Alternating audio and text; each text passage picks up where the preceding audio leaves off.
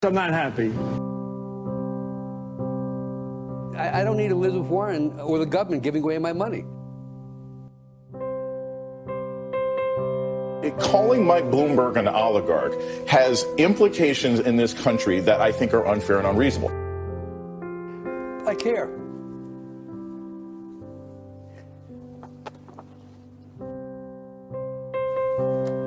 That's it.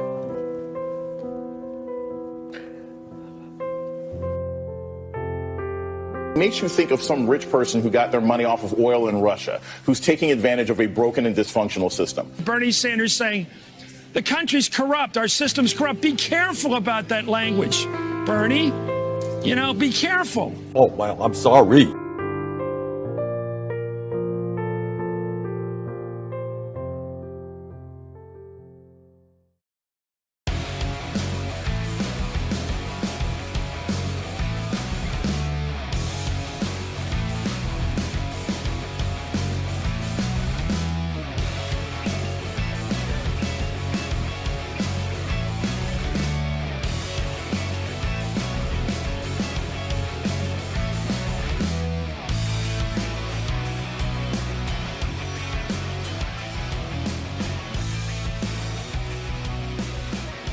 Around the nation, DYD Nation, Jeff Waldorf here. Welcome to the show. It's Monday, brand new week. Oh man, do we have some stories for you guys. We have, of course, the MSNBC response to the Nevada caucuses. You might have noticed there's a little bit of a win there in Nevada. Some guy named Bernie Sanders just crushed it in a landslide. Awesome. Absolutely love it. We're going to talk, of course, about the meltdown that ensued during Saturday's caucus. Oh, man. Then we also have another MSNBC personality in a little bit of trouble for some of his comments about Nina Turner and Brianna Joy Gray. I keep wanting to call her Greyjoy. So that's like the Game of Thrones nerd in me, right? Because I watched that, and then I see her name, and I'm like, I keep wanting to call her Greyjoy, right? The dead may never die, or something like about that, like that, right? I think it's what the dead may never die, or something like that, or what is dead may never die. Anyway, no. Joy Gray, who is Bernie Sanders' press secretary, and she is amazing and wonderful, by the way, even though I keep trying to call her a Greyjoy. All right, anyway. I'm going to talk about Dr. Jason Johnson going after her. Then we've got some policy. We got Bernie Sanders out with a new universal childcare policy. So I'm going to break down some of the details on that. Then we also have somebody who's responsible, right? Who has bad insurance, and why having bad insurance, especially when things like coronavirus is happening, could be dangerous for America. And so that's interesting. And then we've got a win for climate activists. So altogether, pretty good. So look, like I said, this weekend we had the Nevada caucuses. Bernie Sanders had a commanding lead. Joe Biden ended up in second with about half of what Sanders had received when it comes to votes. So Bernie Sanders essentially walked away with the delegates. That is an enormous win, a huge victory. And of course, now you have billionaires crying. You have MSNBC flipping out, freaking out, and all of that stuff. So, but now Bernie Sanders he's looking pretty good in South Carolina. And then you've got Super Tuesday. Look, there's a really good chance, at least it is possible for the first time since 2015. I actually have a little bit of hope. I'm a cynic at heart, which means I'm waiting for the hope to be dashed. So, I know I hate it. But at the same time, I cannot help but feel good about this for once. And it really is. It really is. It's a good feeling, and I hope it continues. All right. Anyway, so with that, let's go into the people that want to crush hope, and that's MSNBC. Okay. On Saturday, Senator Bernie Sanders ran away with the Nevada caucus in a landslide victory that left his rivals basically in the dust. Now, following the third contest in which Bernie Sanders received, once again, the most votes, which is generally how democracy is supposed to work. Now, of course, you go back to the Nevada debate, where if Bernie Sanders didn't have the plurality or plus 50 plus 1, I should say, but had the plurality of votes, most of the other, actually all the other candidates said, well, you know what? I would rather the process play out, meaning if he doesn't have 50 plus 1, but still has the most delegates, well, we're going to let the superdelegates come in and completely subvert the process and subvert democracy. So that's the rest of the field. Bernie Sanders says, well, no, I've been pretty consistent on this, that I don't like the superdelegates, and he was consistent back in 2016 as well.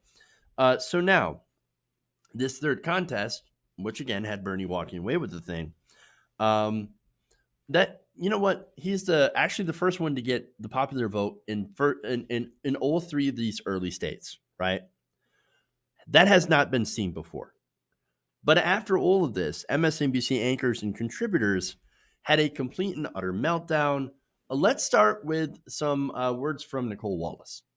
I learned everything I knew as a press person from watching the War Room and from studying the Clinton campaign. But the Sanders campaign and the Trump campaign, they've taken these things to dark arts of abusing the press, of bullying the press. I mean, what do we miss in terms of paying attention to a squeaky, angry minority and ignoring the majority? All right, so there's a couple things there. They've taken it to dark arts, bullying the press. Okay, one side, Trump, wants to eliminate the free press, calls it the enemy of the people. The other side criticizes the press for being massively biased and unfair. So, and with good reason. Again, Washington Post, 16 negative articles in 16 hours, right? And that happened during the last election. And then basically up until now, it was either the press either ignored Bernie Sanders, MSNBC specifically, or when they did talk about him, it was almost entirely negative. And so those two things, again, there is a reason while Bernie Sanders criticizes the press. It is different than Trump because Trump, again, wants to eliminate the press. What progressives want to do is make the press better and actually more fair and representative of the people. So now, again, with the black magic, right? The dark arts. No, there's no dark arts going on here. But what's worse is describing Sanders' multiracial, multi-generation coalition as a, quote, squeaky, angry minority. Are you serious? If that's what you're going to call people squeaky, angry minorities. The mask is off. In fact, Saturday, all the masks were dropping off. Okay. Now, Brianna Joy Gray, Sanders' press secretary, by the way, following this, she changed her Twitter name to Squeaky Angry Minority, and a lot of people have followed suit. So it is kind of funny, but it's a lot like when they were referred to Sanders' African American supporters. They were referred to as residue by another MSNBC host. So, but no, that's the first one. We've got more Nicole Wallace. Take a look. Pretty fascinating to watch democracy decided by the draw of a card. Correct. And you may love it. Yeah. And it may terrify you. I have no idea what voters think about anything anymore. No idea what voters think about anything anymore. I'm guessing you never had any idea what voters were actually thinking. I mean, that might be one of the most telling moments on television, and it's really quick. Barely a blur, but it's really spelled out. We have no idea what the voters think. Yeah, no duh. Now, that was in reference, of course, to when Steve Kornacki was pointing out these different places where Bernie Sanders exceeded expectations, right? These are places with large numbers of culinary union workers. Now, if you remember, before the Nevada caucuses, there were the union bosses were putting out these flyers saying how terrible Medicare for all is, because that's going to harm the union, and in reality, it's going to give everybody, even union workers, excellent health care. And by the way, they already do have excellent health care. It's not going to take that away from them. It's going to make it better. And by the way, there were a lot of people, I think it was 6 in 10 in the exit polls for Nevada, culinary union members saying, look, we got good health insurance now, but, what are we going to do when we lose our jobs, or if we lose our jobs? 6 in 10 said healthcare, they would rather have a government-sponsored health insurance system, one through Medicare for all. And so they were not falling for it. And so, solidarity with the union workers for making a great decision and talking about this and actually voting for Bernie Sanders, who would bring healthcare not to just union workers, but to everyone. So now, back to Nicole Wallace, right? So she's surprised because she sees the bubble all around her collapse, right? It's gone. It's gone. So now I want to show you another compilation, right? So this is a bunch of MSNBC hosts going off about the victory in Nevada for Bernie Sanders. I'm wondering whether the Democratic moderates want Bernie Sanders to be president. Sheer unadulterated rage, the anger of working class people, especially young people who are living with 3 roommates and have a Lyft job and an Uber job, and they can't make it, and they're looking at my generation, Gen X, who we could have it all in the Clinton years. And right now, it's about 1:15 Moscow time. This thing is going very well for Vladimir Putin. I promise you. He's probably staying up watching us right now. How you doing, Vlad? I mean, he takes it over. He sets the direction for the future of the party. Maybe they'd rather wait 4 years and put in a Democrat that they like. The point Chris made that they're going to kill him, but they may not stop him. Come Monday, they're going to kill him. They may not stop him. We were living well, and our parents and grandparents, and they're like, throw the tables over. They're turning the tables over, and they don't care what the potential result is. I won't mention names, but I get any number of calls from panicked congressional incumbents. I was reading last night, Brian, I know you're a history guy too.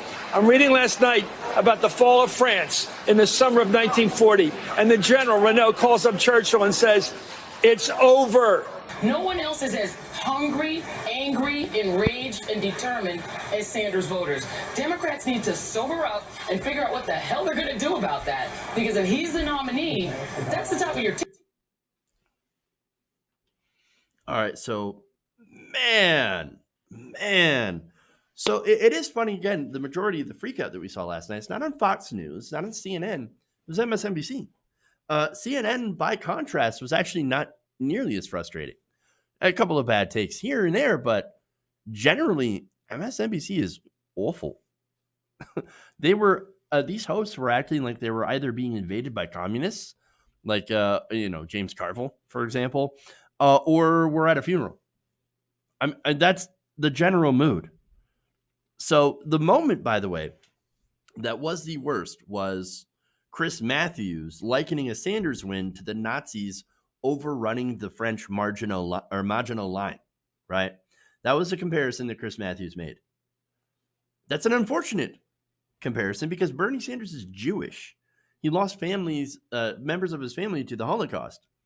Very clear anti-Semitism. By the way, I doubt that it was on purpose because Chris Matthews is like a weird history guy, and he is really caught up back in the 1980s Ronald Reagan, oh my God, socialism, communism, boomer mindset, right? So I don't even think that registered for him, that he accidentally made that comparison. I know I'm being super kind to Chris Matthews, and believe me, it's not because I want to. It's anti-Semitic imagery, and it is terrible, and he is facing a lot of calls from progressives to resign. So now, it's almost as bad, by the way, that comparison to Chuck Todd. Chuck Todd literally called Sanders supporters digital brown shirts. That's far worse. Far, far worse. So now, Mike, this got a lot of pushback, obviously.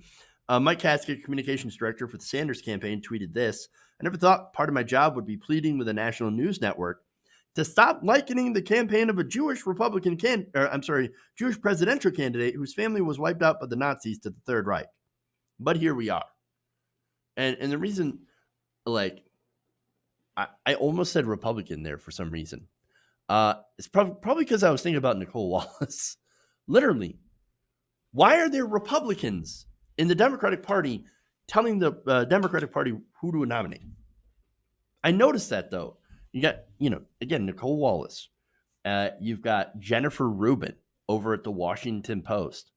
Like, why are you guys telling us who we should nominate? Rick Wilson, all the never Trumpers that are now somehow part of the resistance, right? Since they're against Donald Trump.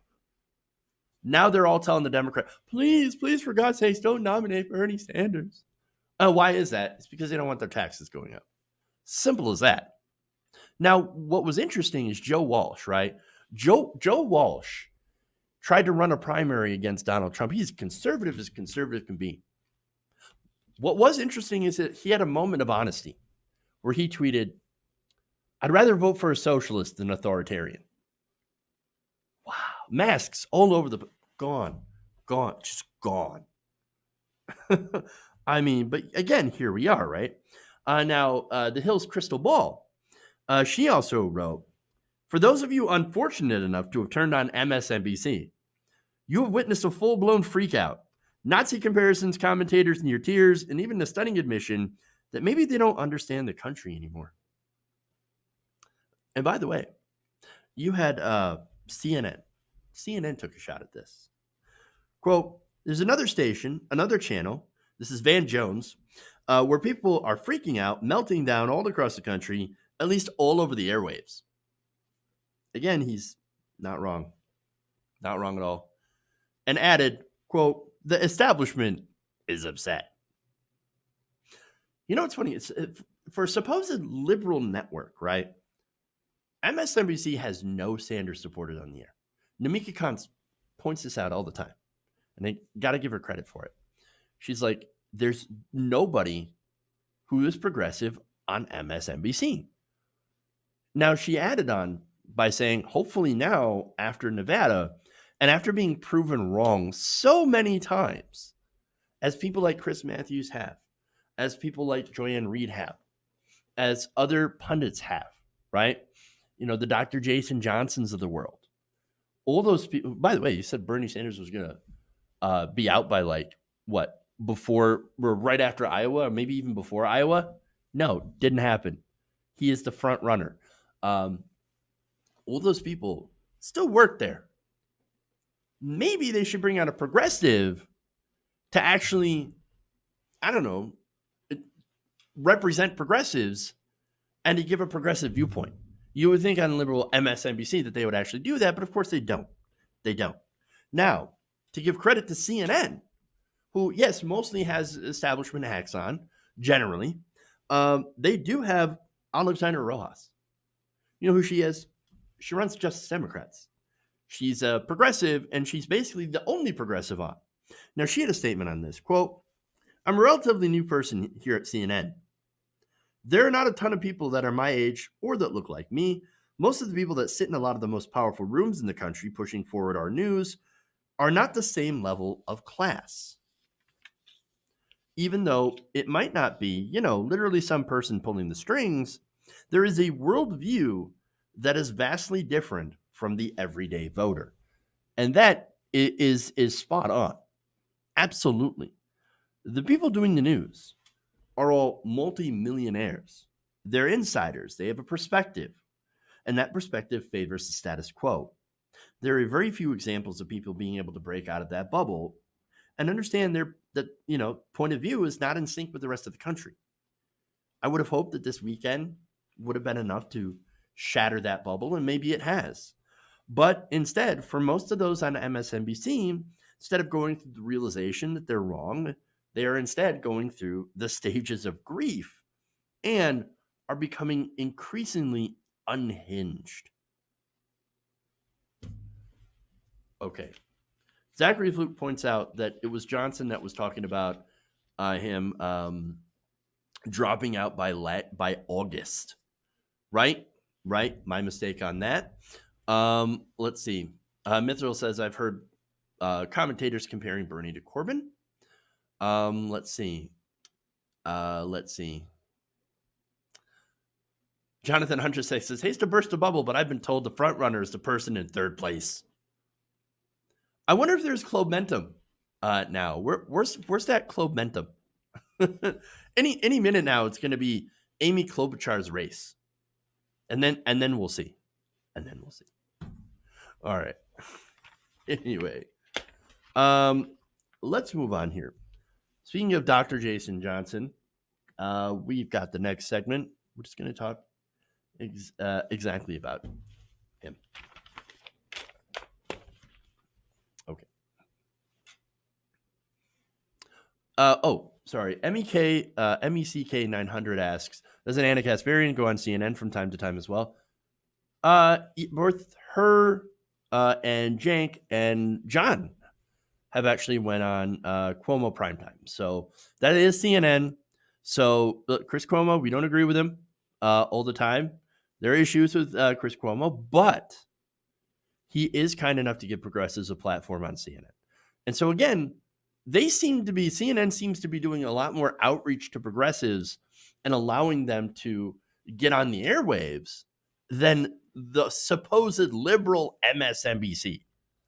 And that's just insane. Okay, anyway. So now let's go to Jason Johnson. MSNBC contributor Dr. Jason Johnson is under fire for referring to Sanders aides and people in his campaign as misfits. Take a look. I'm wondering whether the Democratic moderates want Bernie Sanders to... Whoops, technical fail. Hold on.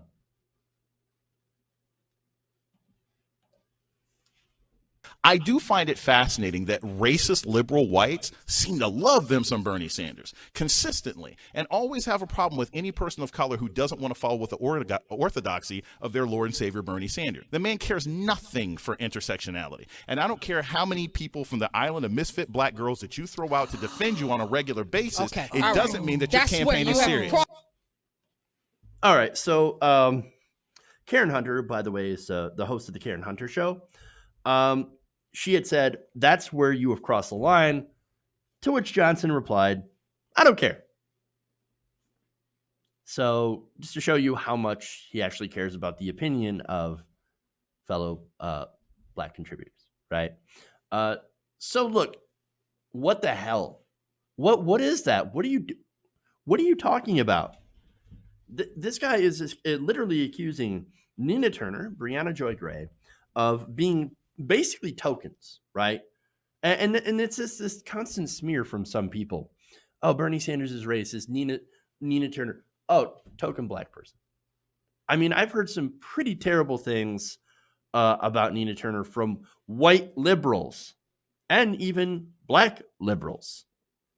I mean, that's horrible. Just horrible messaging. And that's what this is, right? I mean, the island of misfit black girls. Can you think of a more ridiculous way of trying to take away the agency from these incredible women? I couldn't think of a worse way. It just kind of reminds me of other pundits claiming that Bernie's support among young women, for example, is only because they want to date the Bernie bros. Again, ridiculous. Ridiculous. By the way, Kate Willett used to be a huge anti-Bernie person, right? Then she actually did date a Bernie bro, supposed Bernie bro, right? And now she's like, oh my God, these are actually really good people. And now I'm a Bernie bro. I mean, it's crazy what they talk about. And then, of course, there are people that have come into Bernie Sanders' campaign, as people who supported other candidates, right? And they're shocked at the level of vitriol from centrist establishment, people who support centrist establishment candidates. And so maybe there's this gaslighting that's going on, right? Where the media is talking about, spreading the narrative about, oh, these toxic Bernie bros, when in reality, they're the ones who are toxic to Bernie Sanders supporters. And so that's a problem. But anyway, when it comes to Bernie's base, he has a very young, incredibly diverse set of supporters. And it's not just young people, by the way. It's very diverse. It's multi-generational, working class. And that's what it's about. These are people who want change, who want to fight for each other, who want to get everybody health care and Medicare for all, cancel student loan debt, make college free, raise the minimum wage, and the stranglehold of corporations on our political system. But more importantly, we are willing to fight for each other and not just for ourselves, to fight for people that we don't know. And that people like Jason Johnson apparently don't seem to understand that. They don't get it. They don't get it. They either don't understand or they refuse to understand, or maybe it's because they do understand, but they're paid not to. And he wants to call these people, these amazing women, by the way, misfits, and join in with people who refer to them as residue and squeaky, angry minorities. This is all from centrist liberals. In reality, you know who's the minority? The centrists, right? That perspective, at least. They're the minority. When in reality, again, you have a majority of people that agree with Bernie Sanders in the mindset and those policies, which are important. Okay. Anyway, so now, Brianna Joy Gray did respond to this. She said, "I hope we can have political disputes without engaging in open racism and sexism." Philip Agnew, a Sanders surrogate, also called Jason Johnson's comments, quote, "deep disdain masquerading as journalism," and then also added, "This is an analysis. This is an insight. Hate to see it." Yeah, what insight is that? What kind of political analysis? Oh, Bernie Sanders, he's not intersectional at all, except that his movement is deeply intersectional. And so that's complete and utter falsehoods that Dr. Jason Johnson is spreading about the frontrunner. Do you guys notice now that the calls for unity have completely ceased? They don't talk about unity anymore. Oh, we need to unify behind a Democrat. I mean, what happened now that Bernie Sanders is a front runner? By the way, there's still an entire contest left to go, but in a ton of states and a ton of delegates. But right now, Bernie Sanders is a front runner. As soon as he becomes a front runner, where's the talk about unity? Where's the talk about not attacking the front runner, right? The Democratic candidate. Now, all the talk is about, oh, we got Bernie Sanders hasn't been vetted yet. We got to vet this guy. Well, okay. You want me to believe that since 2016, since he took on Hillary Clinton in a very contested race, that Hillary Clinton's team decided they were not going to vet this candidate.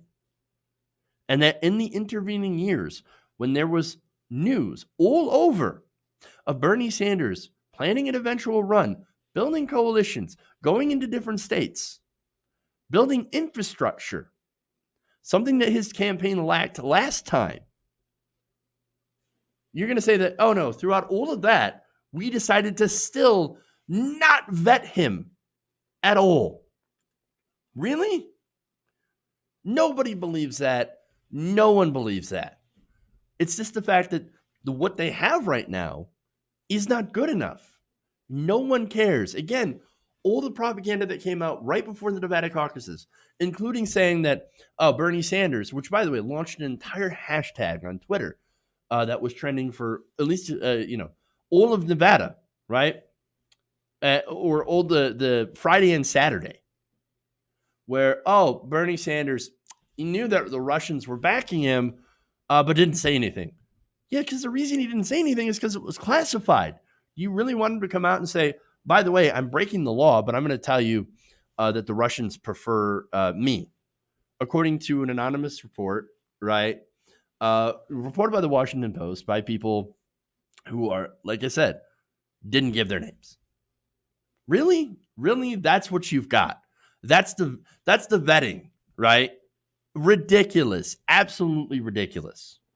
Now, to get back onto the subject, right?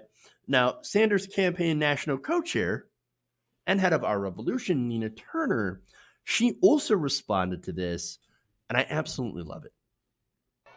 You know, somebody said that those black women who support Senator Bernie Sanders, particularly myself and our press secretary, Bree Joy, are on the island of misfit black women. I was thinking the same thing, but Sister Bree Joy said it ain't an island, it's a whole continent. Hello, somebody. Come on. Come on. Come on. People like Sojourner Truth and Harriet Tubman. Hello, somebody. Daisy Bates, Ella Baker. Hello, somebody. Barbara Jordan. Hello, somebody. And the list goes on and on. Nevada. And that was all just because we support a man who, in the words of Dr. Cornel West, has been a long-distance runner for justice. Hello, somebody, indeed. Every time she speaks, it's amazing. I could listen to her for hours, and I am. So, no, look, she's amazing. Now, even non-Sanders supporters, by the way, spoke up. Working Families Party. Now, they endorsed Senator Elizabeth Warren, but they jumped in and said, quote, no matter which candidate you support or oppose, there's no place for this type of belittling, dismissive attack on their staff. Which, by the way, Bernie Sanders' staff has been getting attacked constantly by different pundits. Again, most of them MSNBC or Republicans that work for the Washington Post. I mean, David Sirota constantly under attack. Bree Joy constantly under attack. Nina Turner constantly under attack. Numerous other Sanders supporters always under attack. And of course, when we hit back, well, me and Bernie bros. Toxic. How dare you? But now, getting back to Working Families Party, they said, we hope there will be an apology to Brianna Joy Gray and Nina Turner. Women's March also added, this is completely uncalled for. Look, that's what unity looks like. Hey, you want a candidate that's going to unify the party? Bernie Sanders is it. If you come from Brianna, you come from Nina, you come from any of these so-called misfit women, right?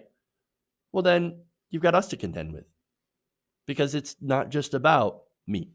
It's not just about one person. It's not about Bernie Sanders. It's not even about these women specifically. It's about all of us working together to support each other and to bring about a better future. That's what the Sanders movement is about. And I'm so sorry that Dr. Jason Johnson just doesn't get it or doesn't want to work towards that future.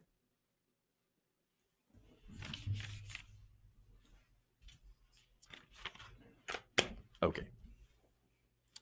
So I'm going to take a break. We'll come back.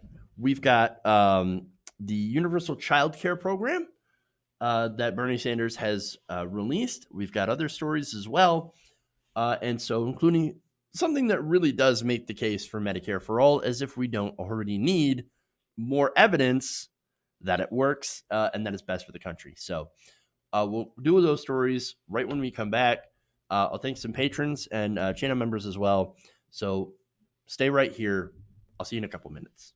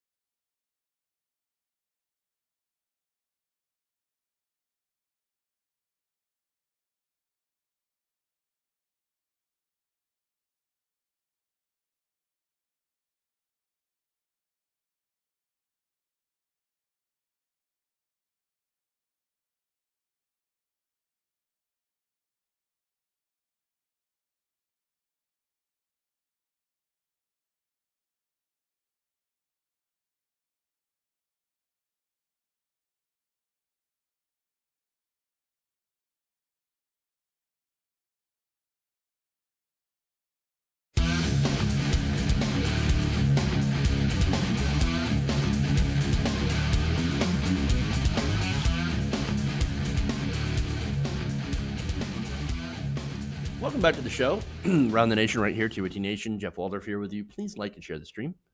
Super important that you do so because it helps out the show. Another way to help the show, merchandise.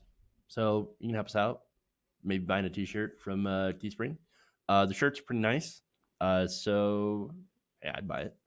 In fact, I actually have bought my own stuff. That's not weird, is it?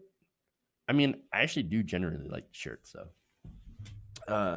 Anyway, so if you want to, you can go to our Teespring. And if you don't want merchandise, you just want to support the show, you can be a channel member or a patron, patreon.com/TYTNation.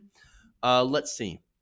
Speaking of patrons, I want to thank Vlan Waskara. I probably did not say that name correctly, but thank you for being a patron anyway. And Tom Anderson. So thank you, Mr. Anderson. Now I'm having Matrix flashbacks. Okay, anyway. And new channel member, Zachary Fluke. So thank you for signing up and supporting independent progressive media. You're the only thing that keeps me on the air. Trust me, there ain't no money in progressive media at all. Okay, moving on here. Stonekin says, I have a shirt from my company that I wear. See, not a problem. I actually love the merchandise that I have. But again, I have to purchase it myself, which is weird. David Anderson asks, by the way, which candidate will drop out first, Warren or Amy? Oh, Amy. Amy Klobuchar. For, yeah, 100%. Clubmentum, right?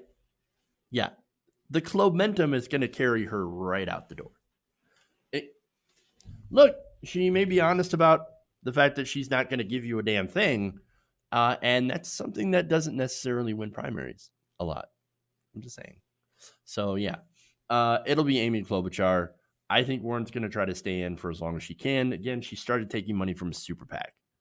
But it all matters who's going to run out of money. And I've been seeing that it's Biden, Buttigieg, and Warren. I think it was Biden, Buttigieg, Klobuchar, and Warren that were starting to run out of money. So, no, Clubmentum. Clubmentum. I'll die on this hill, Jub.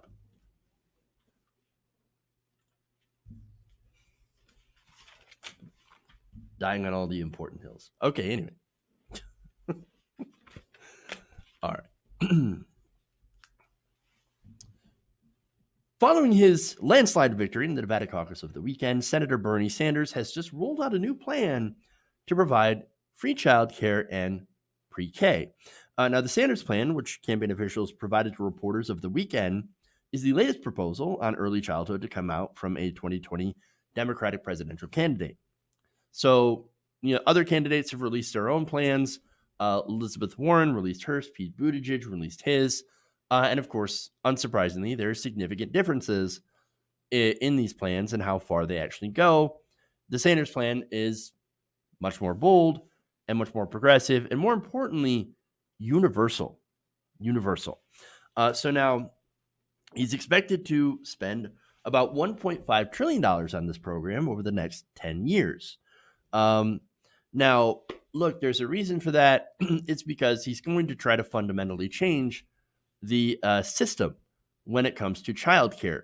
And I'm going to detail how he's going to do that. But so far, the reason, of course, that he's releasing a plan, and then a lot of Democratic candidates have released a plan, is because right now childcare in America is deeply unaffordable, massively expensive. In certain parts of the country, it can cost more than a college tuition. That is disastrous. Now, the cost has made a lot of young people, like myself, I still consider myself young, at least young at heart.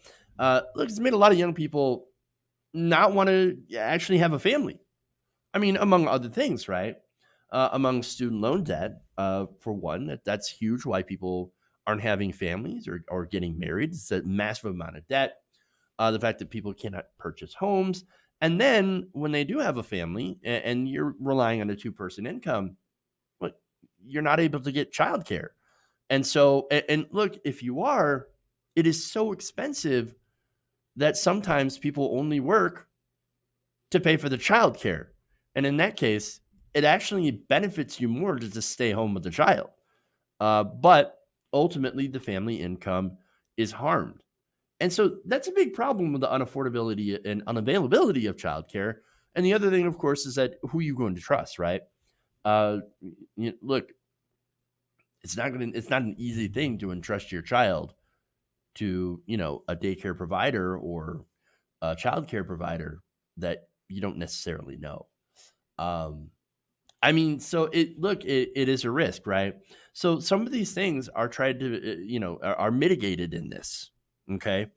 Now, Elizabeth Warren, by the way, her plan was released a year ago. Buttigieg rolled out in December. And again, they are good steps, but they're less progressive, right? So now, let me get to the details of the plan here, right? Now, Bernie's plan would provide childcare at least 10 hours a day and ensure programs operate at times to serve parents who work non-traditional hours. Now, that's important because there are people that work night shift. There's people that work day shift that don't exactly have access to normal childcare hours. And so, people working third shift, for example, they don't have that ability to have that childcare. Now, it also, let's see. It would be, let's see. I'm reading through all the details on here. And what they're trying to do basically is trying to integrate it and make it a lot more like the education system. And so, for example, they are funding it through the federal government and letting state agencies administer it, as well as tribal governments, and in cooperation with public school districts and other relevant agencies and organizations. Federal funding would cover the full cost of childcare and pay for the workers, as well as expenses. So it actually wouldn't be paid for by the states, but they would receive federal funding, and the states would still be able to manage how exactly they do this.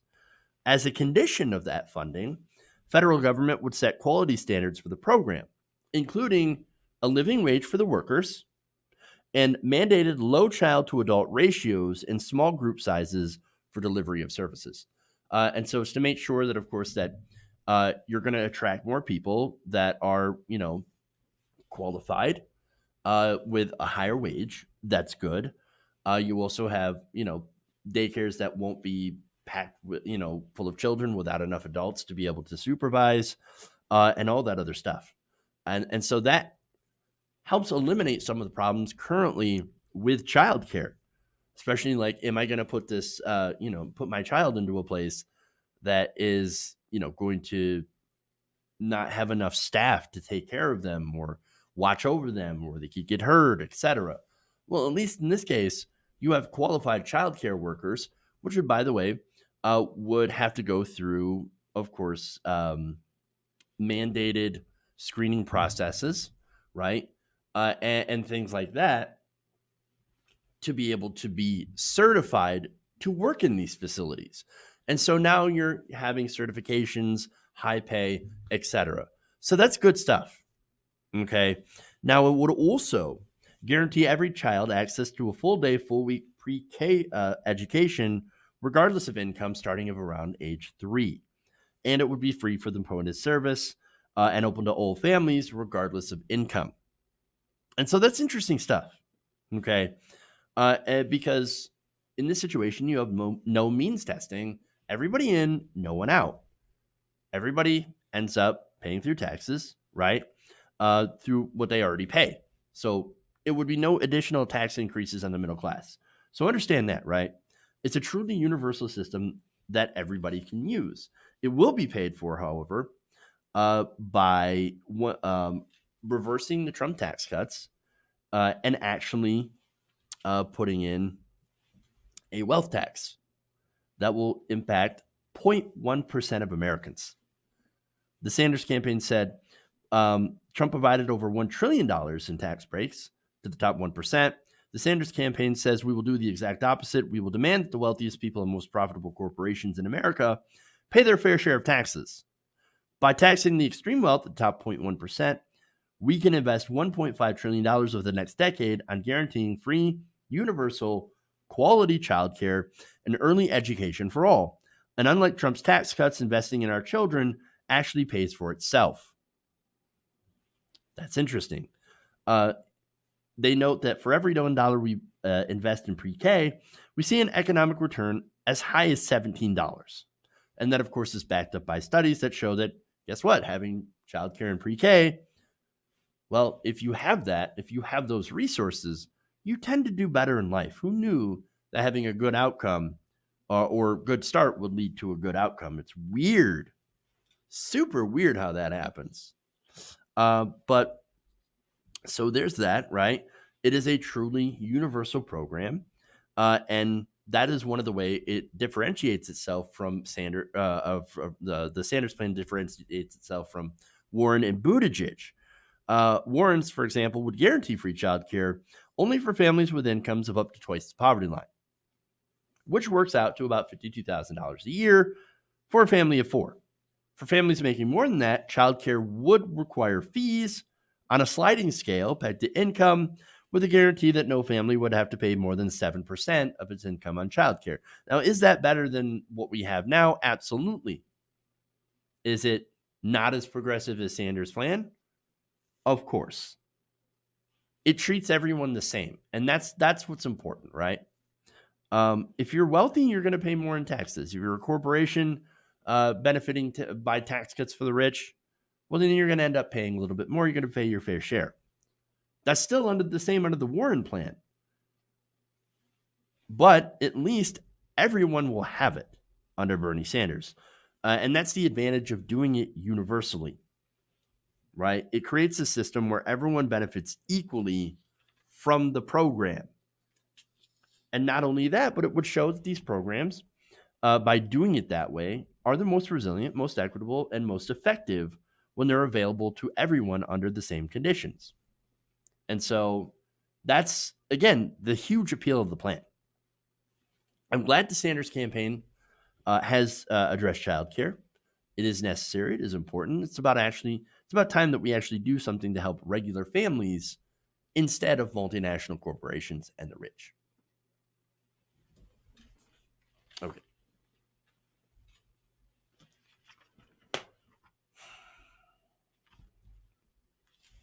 Moving on here.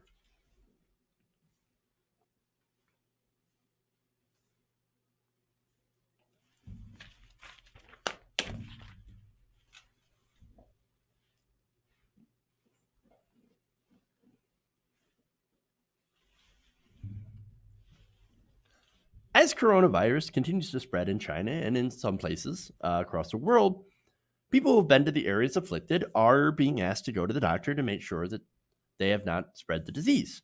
Now, one man did exactly just that and ended up getting hit with an insane medical bill. So now this is Osmel Martinez Oscu, and he had taken a work trip to China. And when he returned to Miami, that's where he lives, he started developing flu-like symptoms. So now he was thinking, did I get coronavirus? I mean, what's going on here? I better go to the doctor, right? He then went to Jackson Memorial Hospital, got himself tested, and turns out it was just a normal flu, right? I guess it's that time of year. I don't ever get the flu, so it's one of those things. No, I don't get the flu shot. Yes, I probably should. But no, I never get the flu. And if it happens, I probably sleep for a day and then throw up once.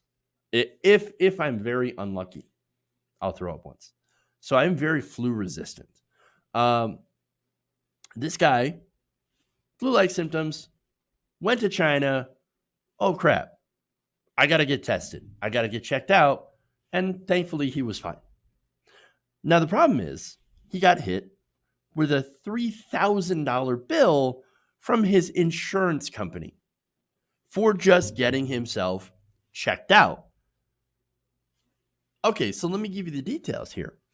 So now, to go a little bit meta on what created this situation in the first place, in 2018, Trump, his administration rolled back the regulations in the ACA and allowed for junk insurance plans to be in the market.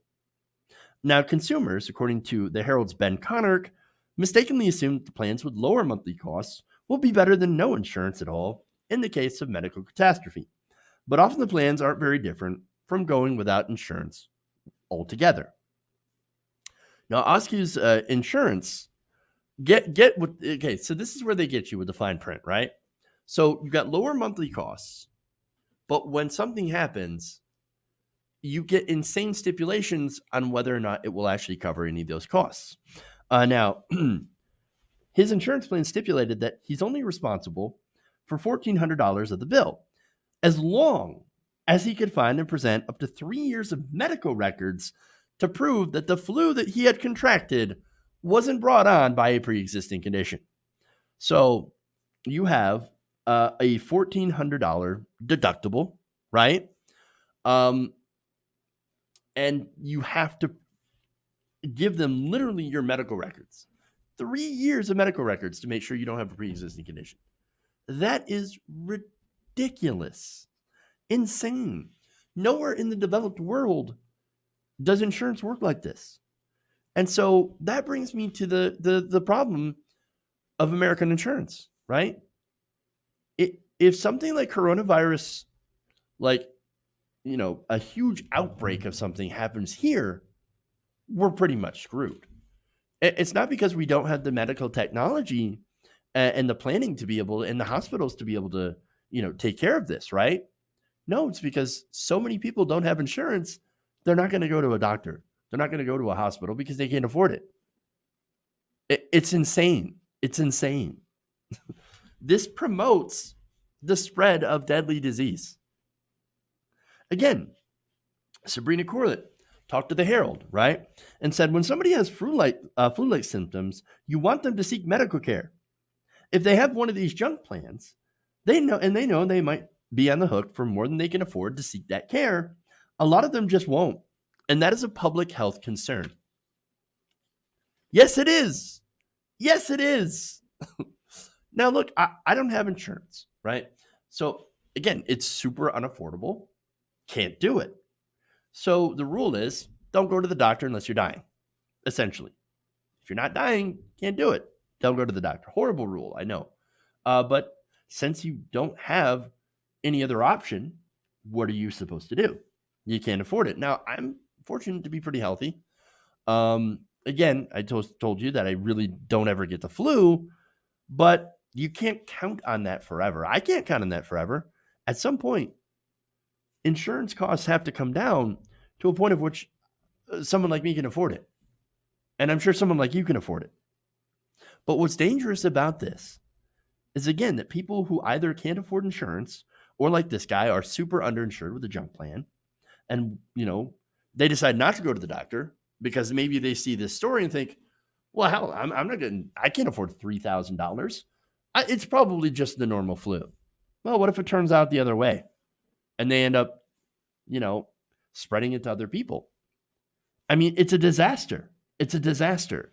In fact, Askew says, he's got a quote, how can they expect normal citizens to contribute to eliminating the potential risk of person-to-person spread if hospitals are waiting to charge us $3,270 for a simple blood test and a nasal swab? And that really is the kicker right there, right? It's not as if they were doing any sort of invasive procedure or test. All that they were trying to do, again, blood test, swab. Something that should be very cheap, not cheap at all, super expensive. And that's the problem, right? And so, look, not having Medicare for all, this is a great example of why not having it is a danger to our country.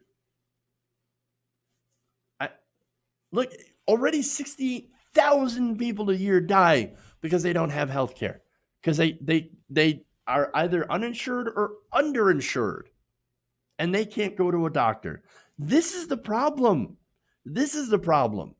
And it's so much worse than it has to be, because what we can do Medicare for everybody, and we can do it cheaper than what we have in our system right now, and there's just no political will to do it, at least among the establishment. We need Medicare for all, and we need it now Because if we don't, we are continuing to not only condemn 68,000 people a year, but also if something like a big outbreak happens, well, we're condemning a lot more people. Okay.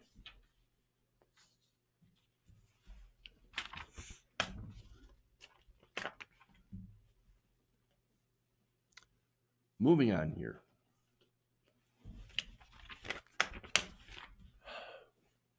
Cora says, I had the flu once about 25 years ago. I've never had it since, and no flu shot ever. I hear you, man. Never had a flu shot. Again, I think the last time I had the flu, my wife was like, she had it, she was sick, and I made the mistake of drinking something that she had drank from. Oh, it'll be fine. No, it wasn't fine. To be fair, I was kind of drunk. And so she was drinking a beer. I didn't want to waste it. Who wants to waste a beer? I don't. Or at least I didn't. And of course, I paid for it the next day. Next couple of days. Anyway, moving on.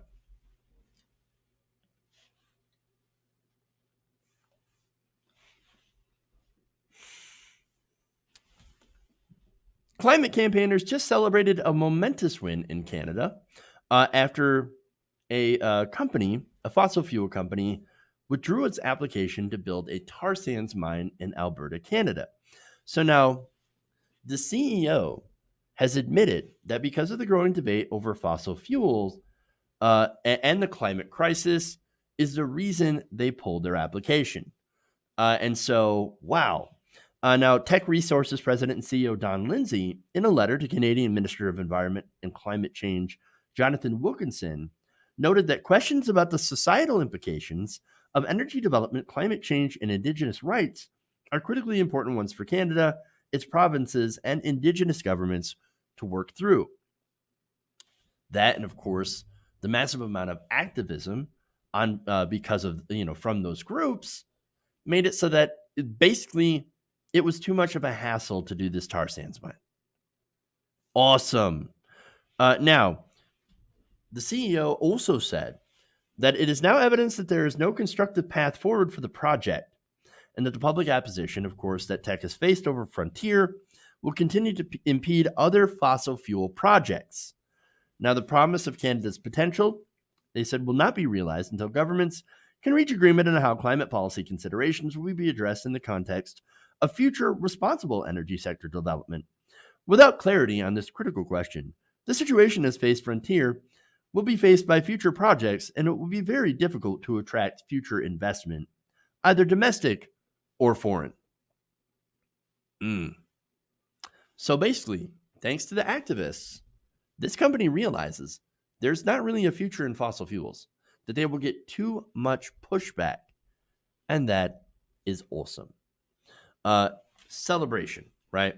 So now, the environmental group 350.org said this on Twitter: when the CEO of a major fossil fuel company releases a statement like this, it's a good sign the tide is turning. The group's Toronto branch also told climate activists who fought against Frontier, this one goes out to you. We will continue to fight because our planet and future is at stake.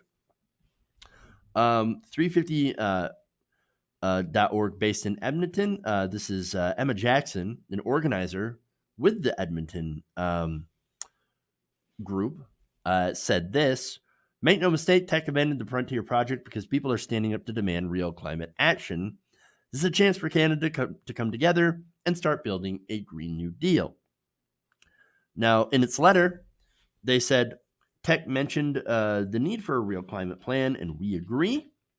But instead of pushing fossil fuel projects that divide our communities and only benefit a wealthy few, our government needs to commit to a rapid, just transition that respects Indigenous rights, supports working families by creating millions of good unionized jobs, and it gives Canada the best chance it has to meet our global climate commitments, added Jackson.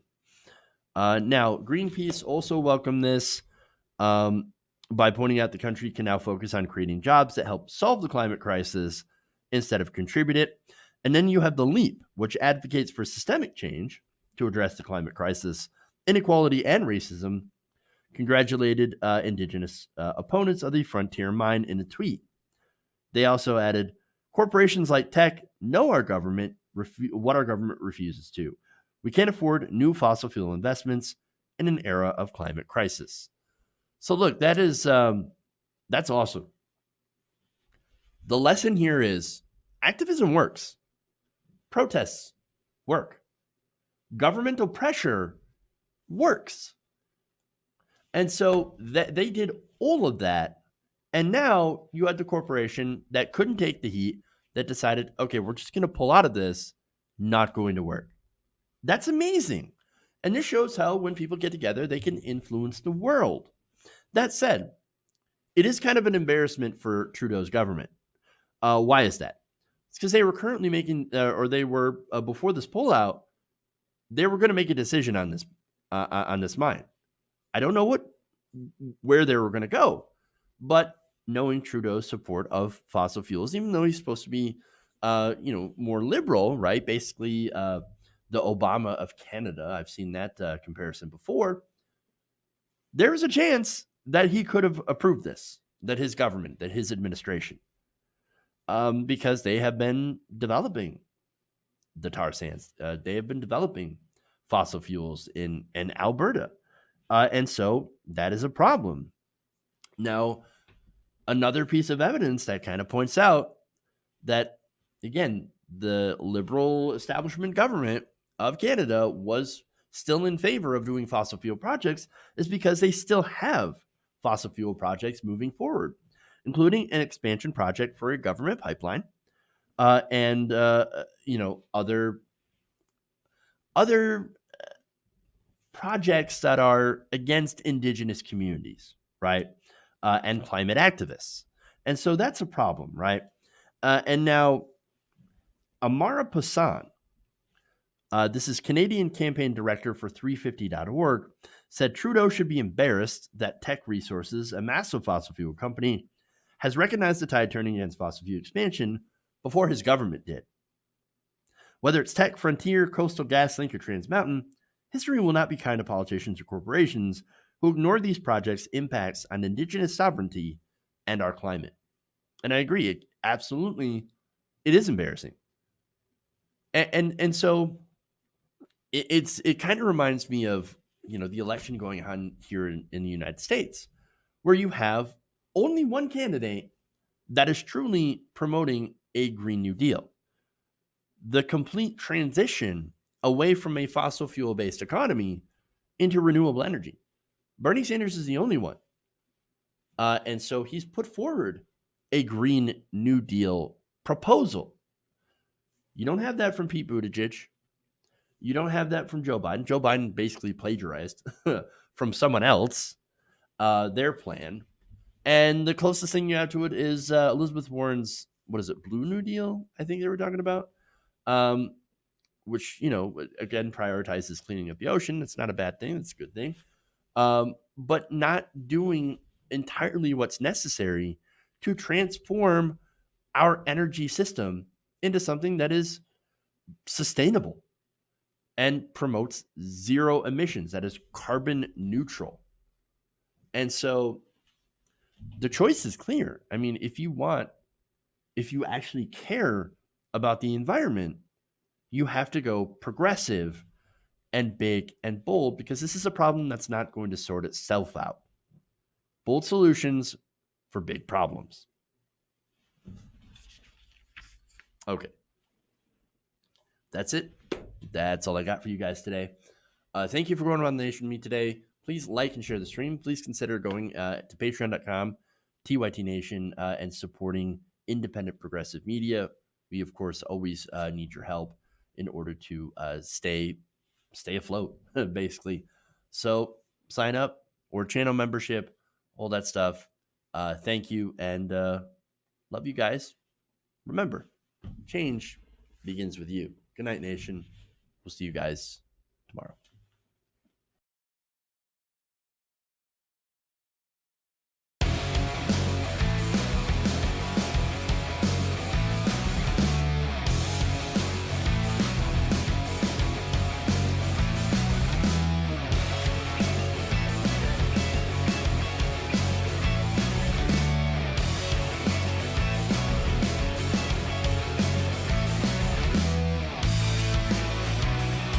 Please clap.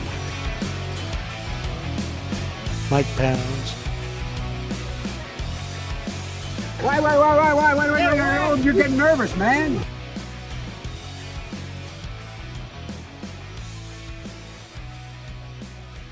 I'm not happy. I don't need Elizabeth Warren or the government giving away my money. Calling Mike Bloomberg an oligarch has implications in this country that I think are unfair and unreasonable. I care.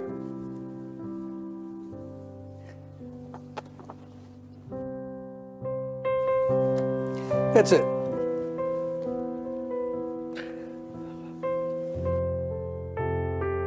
Makes you think of some rich person who got their money off of oil in Russia, who's taking advantage of a broken and dysfunctional system. Bernie Sanders saying, the country's corrupt, our system's corrupt. Be careful about that language, Bernie. You know, be careful. Oh, well, I'm sorry.